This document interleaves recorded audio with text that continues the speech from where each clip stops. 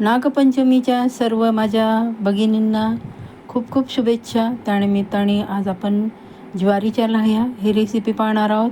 पूर्ण video skip न करता पहा. खूप छान टेस्टी होतात आणि महत्त्वाचं म्हणजे आपल्या हेल्थसाठी खूप छान असतात.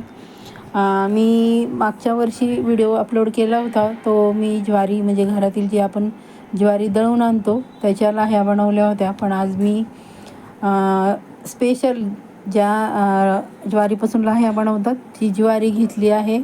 ही बघा.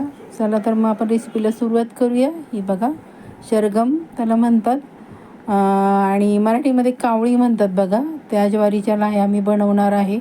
डायरेक्ट तुम्ही बनवायला घ्यायच्या. अगदी छान फुलासारख्या टपोऱ्या फुलतात. एवढी सुंदर होते की नाही लाह्याची रेसिपी. खरंच एकदा तुम्ही अवश्य अशा प्रकारे बनवून बघा. अजिबात तुमची जी ज्वारी आहे ती वाया जाणार नाही. कढई मी अगोदर गरम करायला ठेवली आहे. अगदी चांगली गरम करायची आणि त्यानंतर आपण त्यामध्ये 1 चमचा लाह्या टाकायच्या आहेत. ज्वारी टाकायची आहे, कावळी टाकायची आहे आणि स्वच्छ कपडा घेऊन अशा प्रकारे प्रेस करायचं आहे, दाबायचं आहे. म्हणजे आपल्या ज्वारी आहे ती छान फुटणार आहे बघा. खूप सुंदर होते अगदी आणि करायला सोपी, झटपट. अगदी 5 मिनटात तुम्ही ताट भरून लाह्या बनवू शकता. तुम्ही बघा, मी ताट भरून बनवले आहे एका वाटीपासून. अगदी 5च मिनटं लागले, अजिबात वेळ लागला नाही. अशा प्रकारे बनवून तुम्ही त्याचे वेगवेगळे पदार्थ बनवू शकता. खूप छान अशी हेल्दी रेसिपी आहे आणि महत्त्वाचं म्हणजे ह्या लाह्यापासून तुम्ही चिवडा पण बनवू शकता. हे बघा किती छान अशा फुटत आहेत बघा. झाकण ठेवायचं आहे महत्त्वाचं म्हणजे, कारण त्या लाह्या आहे ते सगळीकडे उडणार. सर्व तुमचे जे किचन आहे त्या किचनमध्ये ओट्यावर सगळीकडं पसरणार. मग तुम्ही अशा प्रकारे झाकण ठेवलं तर त्या अजिबात बाहेर उडणार नाही. बघा किती छान अशा फुटत आहेत आणि कलर पण तुम्ही बघू शकता. रंग अगदी पांढरा शुभ्र आला आहे बघा लाह्यांचा. अवश्य मैत्रिणींनो अशा प्रकारे करून बघा. चॅनलला आपण अजूनही सबस्क्राईब केलं नसेल तर पटकन सबस्क्राईब करून घ्या. बाजूचं जे बेल आयकन आहे ते प्रेस करायला अजिबात विसरायचं नाही, जेणेकरून प्रत्येक नवीन व्हिडिओचं नोटिफिकेशन तुम्हाला सर्वात आधी मिळेल. हे बघा किती छान अशी फुलली आहे. जवळून बघा, अगदी सगळ्या ज्या ज्वारी आहे ती पूर्ण फुलली आहे. दुसऱ्यांदा पण मी दाखवते बघा तुम्हाला.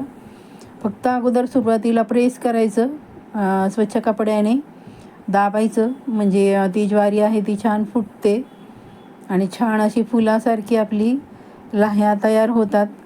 खूप सुंदर अशी रेसिपी आहे मैत्रिणींनो. तुम्हाला जर कावळी ज्वारी मिळाली तर अवश्य त्याच्यापासून लाह्या बनवा. अजिबात वाया जाणार नाही. साध्या ज्वारीच्या पण होतात, पण ह्या खूप झटपट होतात. त्याला जरा थोडासा वेळ लागतो. आपली घरातली ज्वारी असती त्याच्या. पण मला यावर्षी मिळाली ज्वारी, म्हटलं चला छान अशी तुमच्याबरोबर रेसिपी शेअर करूया. छान कढई गरम करून नंतर ज्वारी टाकायची आणि अशा प्रकारे आपण कपड्याने प्रेस करायची, म्हणजे ती छान फुलली जाते बघा. नंतर आपण झाकण ठेवायचं आहे. तुम्ही आवाज ऐकू शकता कसा आवाज फुटताना येतोय बघा. फट फट फट फट फट फट फट. अगदी एकदम करायला सोपी, अजिबात वेळ लागत नाही, झटपट होणारी आणि तुम्ही त्याच्यापासून वेगवेगळ्या पदार्थ बनवू शकता, रेसिपी बनवू शकता. ह्या ज्या लाह्या आहे खूप हेल्दी आहेत. डाएटसाठी तर खूप उपयोगाच्या आहेत बघा. त्यामुळे अवश्य मैत्रिणींनो अशा प्रकारे तुम्ही लाह्या बनवा आणि मुलांना त्याच्यापासून चिवडा पण बनवून द्या खायला. मी जेव्हा मागच्या वर्षी व्हिडिओ अपलोड केला होता तेव्हा मी त्याचा चिवडा बनवला होता. यावेळी मला जरा वेळ मिळाला नाही, त्यामुळे मी त्याचा चिवडा बनवला नाही. फक्त तुम्हाला आज मी लाह्या कशा बनवायच्या तेच दाखवत आहे बघा. मस्तच अगदी पांढऱ्या शुभ्र आपल्या कावळीच्या ज्वारीच्या लाह्या बनवून तयार झाल्या आहेत मैत्रिणींनो. अगदी भरपूर प्रमाणात. हे बघा किती छान फुलल्या. हे बघा ताट भरून झाल्या आहेत बघा. मी थोड्याच केल्या, जास्त बनवल्या नाही, कारण जरा काम होतं, वेळ नव्हता आणि गडबडीत बनवल्या मी. अगदी पांढऱ्या शुभ्र, अगदी पांढरी फुलं दिसतात अशा आपल्या ज्वारीच्या लाह्या तयार झाल्या आहेत. ज्याच्यापासून लाह्या बनवतात ती ज्वारी मी घेतली होती.